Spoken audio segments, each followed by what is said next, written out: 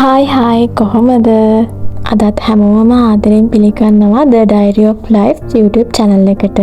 මම ළඟදී YouTube එකේ post එකක් දැම්මා. ඔයාලට මතක ඇති මගේ channel එක පටන් ගත්ත මුල් කාලේ experience එක ඔයාලත් එක්ක share කරගන්නවා කියලා. ඉතින් මම මේ පොරොන්දු වුණු විදිහටම මගේ YouTube එකේ මුල් කාලේ experience එක ඔයාලත් එක්ක මේ විදිහට සතියේ මැද දවස්වල vlog එකකින් share කරගන්නවා.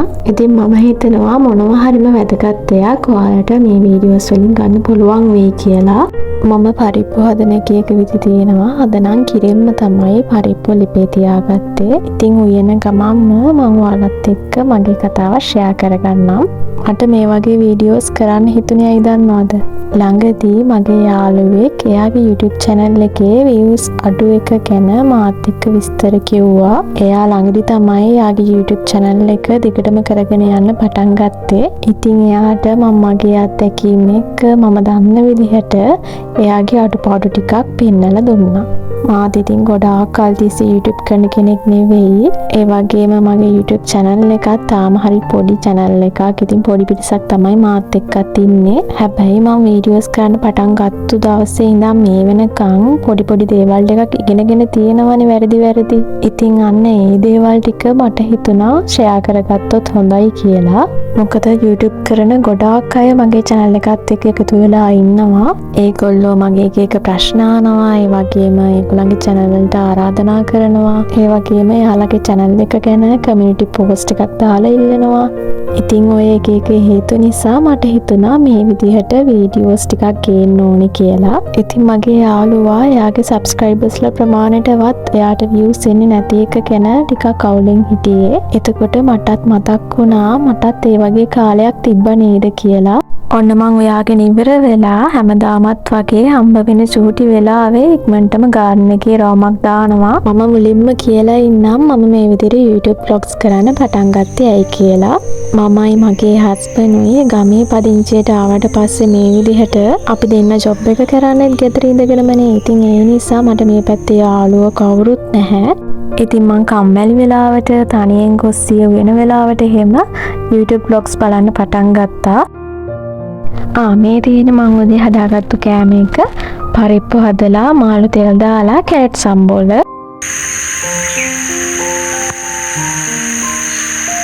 ඉතින් මම YouTube vlogs බලන්න පටන් ගත්තට පස්සේ මටත් ආස හිතුණා vlogs කරන්න. හැබැයි නිකම්ම එකපාරට vlogs කරන්න පටන් ගත්තට මට හරියට අයිඩියා එකක් තිබ්බේ නෑ මං කරන්නේ මොනවා ගැනද කියලා. ඔන්න ඕක තමයි මං කරපු පළවෙනි වැරැද්ද. මට ලස්සන ජෙබ්‍රා පැලයක් හම්බුණා. මම දැන් හදන්නේ ඒක හිටව ගන්න. ඉතින් හිටවන ගමන් මං ඉතුරු කතාවත් කියන්නම්කෝ. මගේ ටොරේනියා පැල සේරම දැලඹුව කාලාම ඉවර කරා. ඉතින් ඒ පෝච්චියක් හිස් වෙලා තියෙනවා. මං දැන් හදන්නේ ඒක මේක හිටව ගන්න. ආයෙත් YouTube කතාව පැත්තට ගියොත් අපි අපේ මුල්ම වීඩියෝ එක විදිහට YouTube එකට අප්ලෝඩ් කරේ අපි දෙන්න ඇවිදින්න ගිය රිසෝට් එකක වීඩියෝ එකක්. ඒ හොටෙල් එකේ හැමතැනම ඇවිදලා ලස්සන වීඩියෝ ක්ලිප්ස් අපි ගත්තා. හැබැයි ඉතින් මට ඒ දවස්වල මූණ පෙන්වන්න මාරම ලැජ්ජාවක් තමයි තිබ්බේ. ඉතින් මම ඒක එඩිට් කරනකොට මගේ මූණ පේන තැන් එහෙම පුළුවන් තරම් අඩු කරා. විනාඩි 20ක් 30ක් විතර දිග වීඩියෝ එකක් මම අන්තිමට විනාඩි 3යි තප්පර 38කට පොඩි කරලා තමයි දැම්මේ. ඉතින් ඔහොම ඒක දාලා ටික දවසක් යනකොට views 400 500 පහු කරලා views 700 ගාණක් වගේ ආවා. ඒක හොටෙල් රිවිව් එකක් නිසා වෙන්න ඇති. අපි හරියට SEO කරලා හරියට ටැග්ස් එහෙම දාලා අප්ලෝඩ් කරපු නිසා ඒකට මේ වෙනකොට නම් views 10000 ගාණක් ඇවිත් තියෙන්නේ. හැබැයි ඉතින් මට watch hours නම් ඒකෙන් වැඩි ආවේ නෑ. මොකද විනාඩි 3යි ගාණක්නේ වීඩියෝ එක තියෙන්නේ. ඉතින් වීඩියෝස් කරන ගොඩාක් channel තියෙනවනේ. සමහර අය නම් එයාලගේ මතක එකතු කරගන්න කියලා හිතාගෙන YouTube එකට වීඩියෝස් අප්ලෝඩ් කරනවා. සමහර අය YouTube එකෙන් ආදායමක් ලබන්න බලාගෙනම මේ වීඩියෝස් අප්ලෝඩ් කරනවා. අපි YouTube එක ගැන දැනගන්න ඕනම දේවල්වත් දැනගන්නේ නැතුව නිකන් ඔහේ වීඩියෝස් අප්ලෝඩ් කරලා තේරුමක් නැහැ. ඕන තරම් සිංහල channels තියෙනවා YouTube කරන විදිහ පැහැදිලිව කියලා දෙන. ඉතින් මම බලපු channels දෙකක් කියන්නම්. sl.com channel එකයි Creative Space channel එකයි තමයි මම බැලුවේ ගොඩක්ම. ඒ වීඩියෝස් බලනකොට තේරෙයි අපි කොච්චර වැරදි කරනවද කියලා වීඩියෝස් හදද්දි මුල් කාලේ. ගොඩාක් අය views අඩු වෙන එක ගැන subscribers නැති එක ගැන එහෙම ගොඩාක් දුක් වෙනවා. මගේ channel එක තාම පොඩි පිරිසක් එකතු වෙලා ඉන්න channel එකක් වුණත් මේ විදිහටම videos කරන අය උදව් ඉල්ලලා message කරනවා, comment කරනවා. ඉතින් මං ඔයාලට මං තේරුම් ගත්ත එක දෙයක් කියන්නද? අපි මුලින්ම තීරණය කරලා ඉන්න ඕනේ අපි අපේ මතක එකතු කරගන්න විතරක් කියලා හිතාගෙන YouTube කරනවාද එහෙම නැත්නම් අපි ආදායමක් ලබන්න හිතාගෙන YouTube videos කරනවාද කියලා.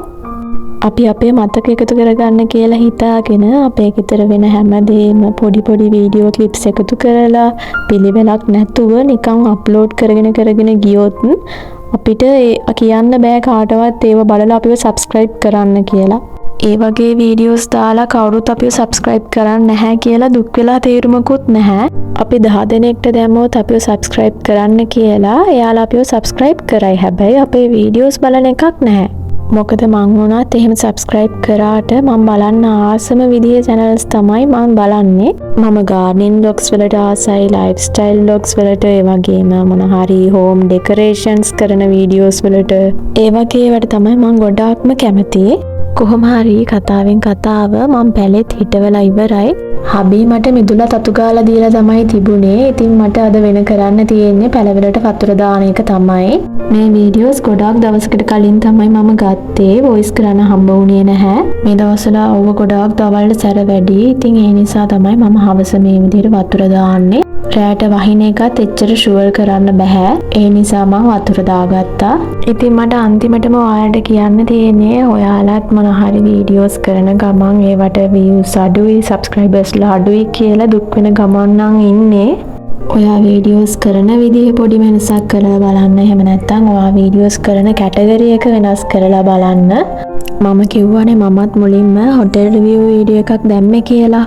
ඒ ගමන නම් අපි ගියේ ඇනිවර්සරි එකට. හැබැයි මම මේ විදිහට දිගටම වීඩියෝස් දානවා නම් මට තව ගොඩාක් හොටෙල්ස් වලට යන්න වෙනවා නිතරම. ඉතින් ඒ වැඩේ දිගටම කරන්න බෑ. අපි කරන්න පටන් ගන්න ඕනේ අපිට දිගින් දිගටම කරන්න පුළුවන් කැටගරි එකක් තෝරගෙන. මගේ මේ පැල ටිකත් ගොඩාක් මැලවිලා තියෙන්නේ අවුවට. ඉතින් මට හරියටම වීඩියෝස් කරන්න ඕන කැටගරි එකක් හිතාගන්න බැරි වුණු නිසා මට වීඩියෝස් ටිකටම කරන්න බැරි වුණා. මම මාසෙකට එකක් වගේ තමයි වීඩියෝස් දැම්මේ.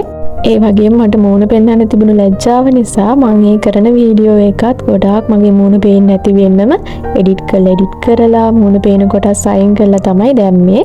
ඉතින් විනාඩි 2 3 වීඩියෝස් දාලා watch hours හදාගන්න බැහැනේ. ඉතින් watch hours සම්පූර්ණ වෙන්න මට ගොඩාක් කල් ගියා. YouTube එකේ අපිට ආදායමක් ගන්න නම් watch hours 4000ක් ඒ වගේම subscribers ලා 1000ක් දවස් 365ක් ඇතුළත ගන්න ඕනේනේ. ඉතින් මම ඉස්සරහට මේ විදිහට වීඩියෝස් වලින් ටික මම මේ දේවල් සම්පූර්ණ කරගන්න කරපු දේවල් හැමදේම ෂෙයා කරගන්නම්. මගේ පළවෙනි YouTube ආදායම මම අතට ගන්නකම් ඒ වෙච්ච හැමදේම මම ඔයාලත් එක්ක ෂෙයා කරගන්න හිතාගෙන ඉන්නවා. ඉතින් මේ වීඩියෝ එකට කැමති නම් අපිව subscribe කරලා වීඩියෝ එකට like එකක් දාලා අපිත් එක්ක එකතු වෙලා ඉන්න. හැමදාමත් වගේ මගේ වීඩියෝස් බලන හැමෝටම ගොඩාක් ස්තුතියි.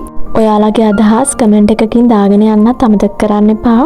සුපුරුදු විදිහට ඉරිදට ගාර්ඩනින් වීඩියෝ එකකින් හරි ඩේ බ්ලොග් එකකින් හරි හම්බ වෙනකන් ගිහින් එන්නම්. bye bye.